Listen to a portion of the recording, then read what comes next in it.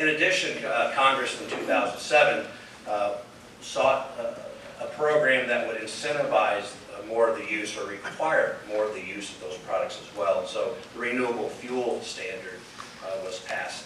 And so we've been working with that program, and I consider it to be a foundational piece of our industry. It continues today to drive demand, but it is not the only driver. And we'll be talking a little bit more about what some of those other drivers are as well. So again, federal policy, biodiesel tax credit, renewable fuel standard, major drivers for the growth of our industry. But in the last decade or so, particularly, the states have really started to come on board. I think maybe out of a little impatience with the federal government to implement some sort of a national clean energy, clean fuel program. Many of the states have taken it upon themselves, and that kind of was one of the reasons why we're here today. As you might guess, California has been a very prominent leader in this. The low carbon fuel standard that they put into place has been a huge, huge driver. You're going to hear a lot about that today as well.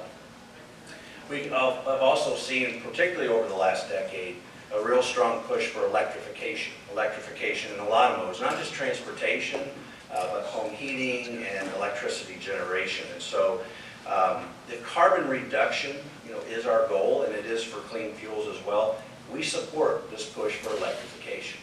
There may be some competition in some of those sectors, and we're quite fine and quite all right with that. But if carbon reduction is what we're all after, then we're going to be very supportive of those efforts. But our fuels are built to provide immediate decarbonization. And that's one of the things that I think we want to talk about extensively today. When you look at the electrification sector, many of those are in development. We're starting to see growth and more prominence, particularly in on-road, as even states look at eliminating internal combustion engines, moving towards more EVs, and so on.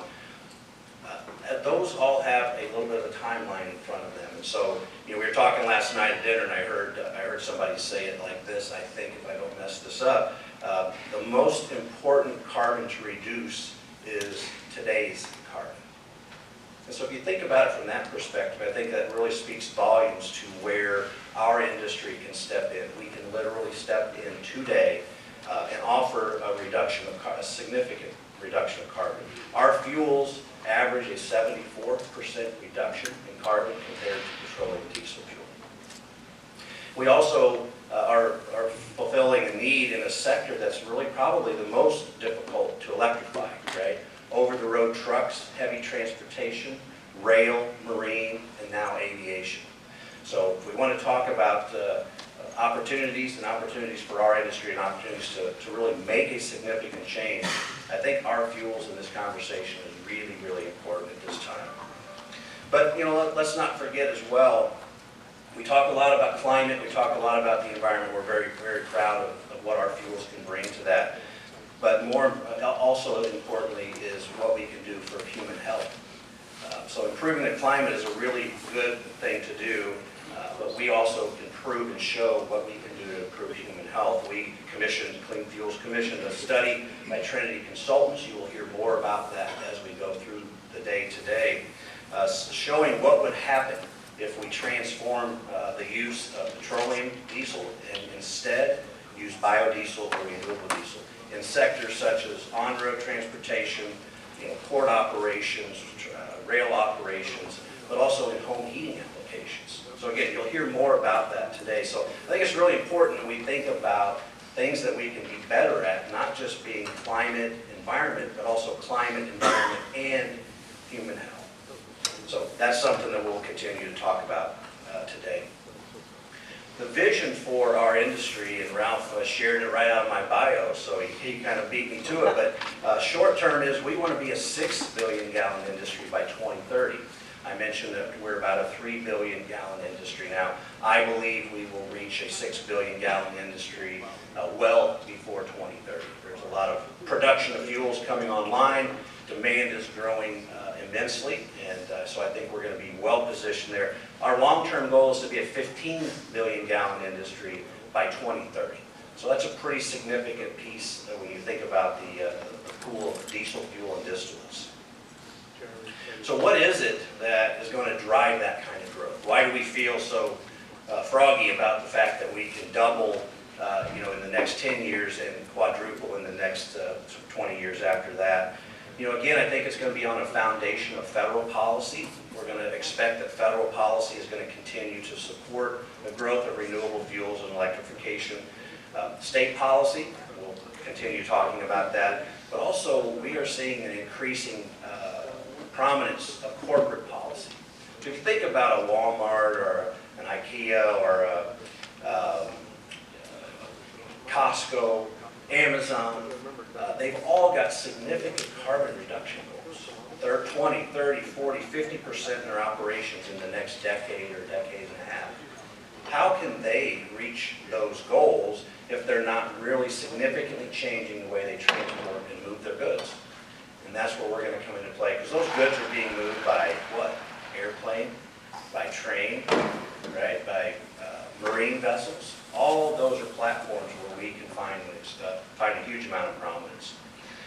But as I mentioned, states are beginning to take that lead, and I think that's again why we're here today. The decarbonizing fuels through some very innovative and very effective programs. And so today we're gathering some folks who've been involved in that across the country to kind of share their insights about what they've learned from state to state. And you're going to find that there's a very different approach in a lot of states. And we as Clean Fuels, we love that. We support that.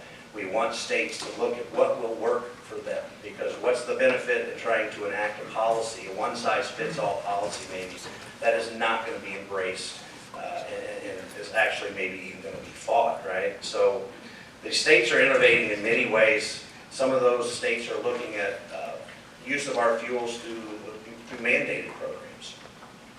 Some of them through producer incentives, incentives to the producers of those fuels. I mentioned the biodiesel tax credit. That's a good example at the federal level of an incentive that's kind of aimed at production. The low carbon fuel standard in California is a shining example, and we'll talk more about that today.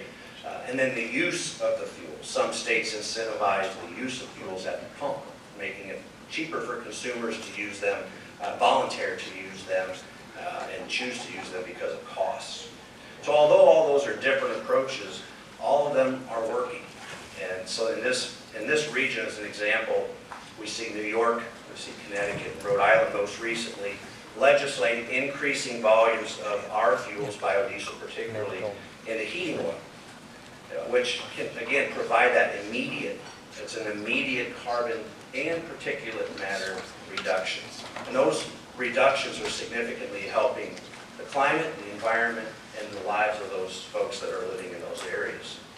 But so why are they taking those different approaches? Why is there not a one-size-fits-all? Again, it goes back to we here in America like to have some level of independence. We like to think and choose for ourselves. And so, again, that's why we support at Clean Fuels the development of programs at the state or regional level that will absolutely work. And again, we've kind of seen it all. So the low carbon fuel standard in California, clean fuel programs in Oregon and Washington, mandated programs in Minnesota and New Mexico, incentives in Iowa, Missouri, Illinois, as I mentioned, the bioheat programs here in New York, Connecticut, and Rhode Island, multiple approaches, all accomplishing the same goals at the end. So we've seen how these various programs are built. Clean Fuels has. We've seen how they've been put together. We've seen the strategy that's been used to implement those. We've seen the struggles that some have seen in building those programs or in implementing those programs. So today we have brought together a number of people, many of us, I mentioned, who were in the trenches when these programs were being put together, to bring them here to discuss the strategies and the execution that got those across the finish line.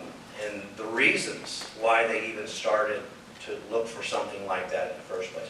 We all know legislation is difficult. It's extremely challenging. In fact, it's probably not even likely to be successful when you get started. And so sometimes it's multiple rounds, multiple efforts.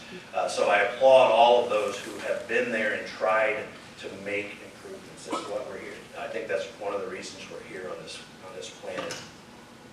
So the conversations today are intended to share those experiences in the hopes that it's going to help others to develop even better and more successful carbon reduction policies, not only here in New York, but across the whole entire Northeast. So I'd like to thank you for being here again with us, and on behalf of Clean Fuels Alliance America, we look forward to collaborating with you on your journey and leadership in carbon zero. So again, thank you for being here. I look forward to meeting many of you throughout the day. Thank you.